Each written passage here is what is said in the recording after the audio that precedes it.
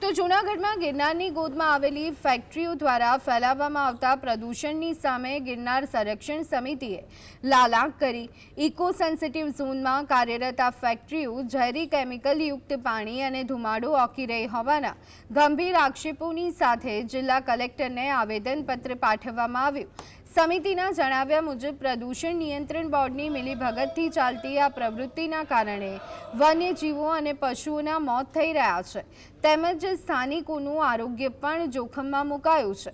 જો કે ફેક્ટરીના પ્રતિનિધિઓએ આક્ષેપોને નકારી અને તમામ કામગીરી નિયમ મુજબ થતી હોવાનો બચાવ કર્યો।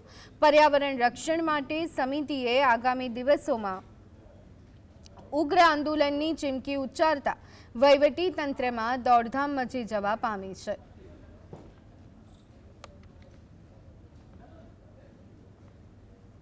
ઇકો સેન્સિટિવ ઝોનમાં આવું એક વિષયુક્ત કેમિકલ ફેક્ટરી ચાલતી હોય એટલે અમે પોલ્યુશન કંટ્રોલ બોર્ડની રહેમ નજર નીચે ચાલતી હોય ત્યારે પોલ્યુશન કંટ્રોલ બોર્ડના અધિકારીઓ અને સરકારના જે કંઈ પ્રતિનિધિઓ છે, તંત્ર છે, એના દ્વારા જે કોઈ આજે 30-35 વર્ષથી આ વિષયુક્ત ઝેરની કેમિકલ ફેક્ટરી ધમધમે છે એને બંધ કરવા માટે આજે કલેક્ટરશ્રીને આવેદનપત્ર આપ્યું છે। જીપીસીપીના નિયમ મુજબ ફેક્ટરી ચલાવીએ છીએ। દર 3 મહિને વિઝિટ થાય છે। કોઈ પણ જાતનું પોલ્યુશન થાય તેવું અમે કામ કરતા નથી। કેમિકલ યુનિટ છે એટલે અમારું જે પાણી હોય એ અમે બાષ્પીભવન તરીકે બાળતા હોઈએ છીએ। જીપીસીપીના નિયમ મુજબ અમારે બાળવું પડતું